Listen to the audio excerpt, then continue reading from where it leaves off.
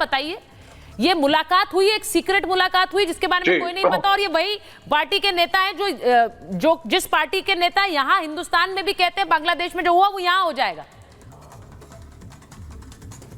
नहीं, देखिए, पहली चीज तो ये है कि बड़ा कंफ्यूजन है कि साहब इंटरनेशनल तो चाइना का हैंड था कि सीआईए का हैंड था, अभी यही नहीं क्लियर है। आईएसआई के साथ चाइना है या अमेरिका है, किसने क्या किया यही नहीं क्लियर है। तो जो शेख हसीना है उन्होंने तो ये कहा था कि she had met a white man who wanted her to create a small Christian country border of Burma and Bangladesh, जो उन्होंने रिफ्यूज किया था एक अमेरिकन बेस को। तो उसके बाद से प्रॉब्लम्स शुरू हुई और उन्होंने ये एक्यूज किया था कि यूनुस, जिसको उन्होंने हटा दिया था ग्रामीण बैंक से, जो आज हेड कर रहे हैं टेरिटरी गवर्नमेंट को, ये कहीं ना कहीं सीआईए और अमेरिका से मिले हुए व्यक्ति हैं, ऐसा एलिगेशन शेख हसीना मैडम का था। उसके बाद अब जो भी हुआ वहां पर, जो भी वहां पे समस्याएं थी, लेकिन आपको ये भी मानना पड़ेगा कम से कम वहां पे कि शेख हसीना एक डिक्टेटर की तरह बिहेव कर रही थी। भारत के लिए जरूर अच्छी थी, इसमें कोई दो राय नहीं है, लेकिन अपने देश में अपोजिशन के एक बड़ी नेता को 10 साल तक आपने जेल में डाले रखा। आप दिखा रही थी कि बांग्लादेश की इकोनॉमी तो भाई टॉप क्लास जा रही है, लेकिन इकोनॉमिक डिस्पैरिटी इतनी ज्यादा थी कि लोगों के पास नौकरियां नहीं थी। तो लास्ट में विवेक जी आप पूरी खबर को घुमा रहे हैं। विवेक जी आप पूरी खबर को घुमा रहे हैं। मैंने आपसे पूछा कि राहुल गांधी और उनके और बीएनपी नेता की मुलाकात हुई, इसका सीधा कनेक्शन, सीधा मायना जो यहाँ सलाउद्दीन जी ढाका से बैठकर बोल रहे हैं।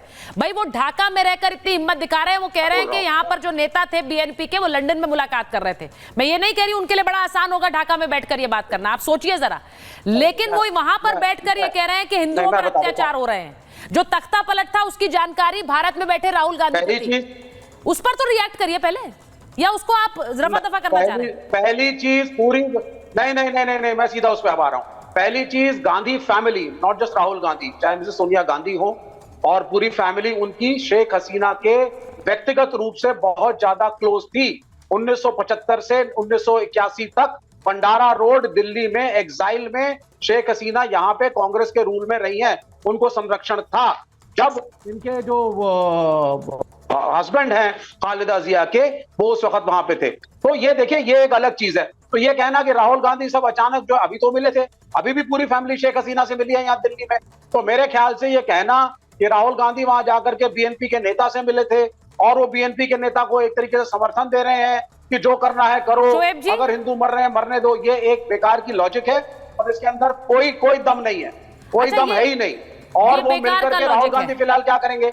ऑल अपोजिशन की मीटिंग में हमने प्रधानमंत्री को अश्योर किया है कि सारी पार्टियां आपके इंडियन गवर्नमेंट के साथ हैं।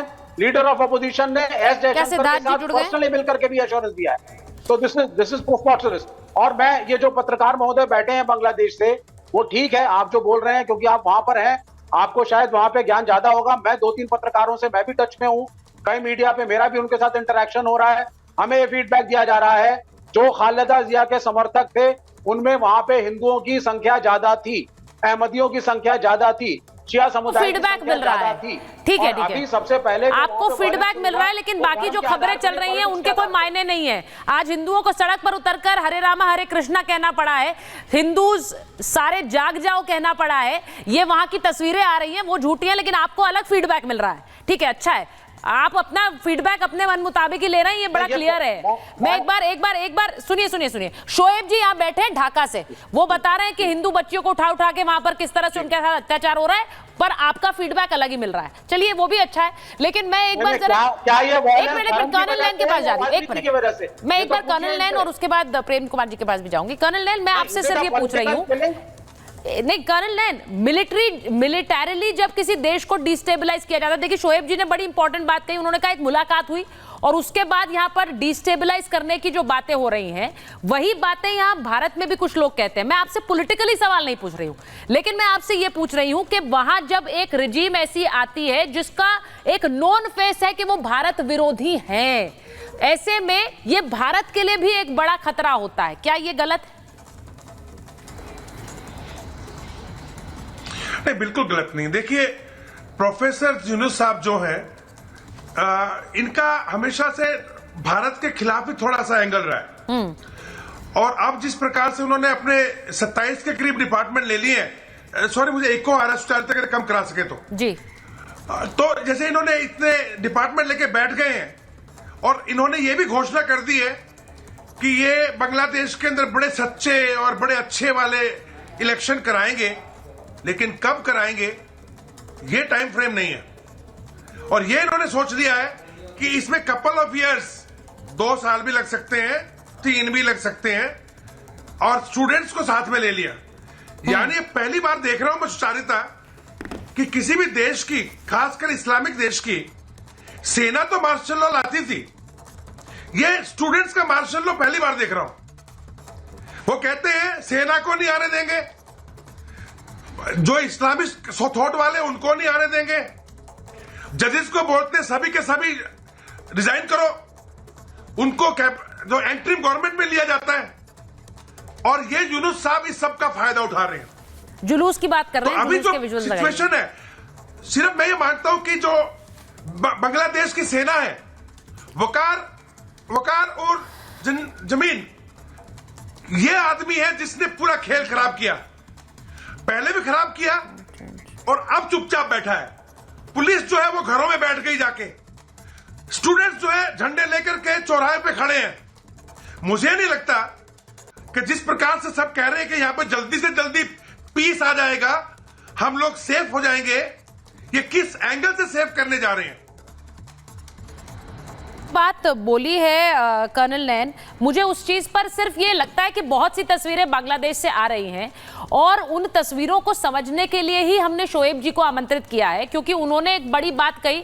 शोएब जी, जब आप ये कह रहे हैं, मैं प्रेम कुमार जी के पास जाऊंगी। प्रेम कुमार जी, पहले आपका एक रिएक्शन ले लूं क्या, क्योंकि शोएब जी ने जो बात कही कि राहुल गांधी की एक मुलाकात हुई, हम नहीं जानते हैं कि उसके बाद तख्ता पलट हुआ या नहीं, लेकिन शोएब जी कह रहे हैं कि एक तरह से राहुल गांधी को इस बारे में जानकारी थी कि वो डिस्टेबलाइज करने के लिए एक कदम उठाया जा रहा है, वहां पर आंदोलन प्रदर्शन इस कदर हिंसक कर दो कि शेख हसीना को वहां से भागना पड़े, निकलना पड़े।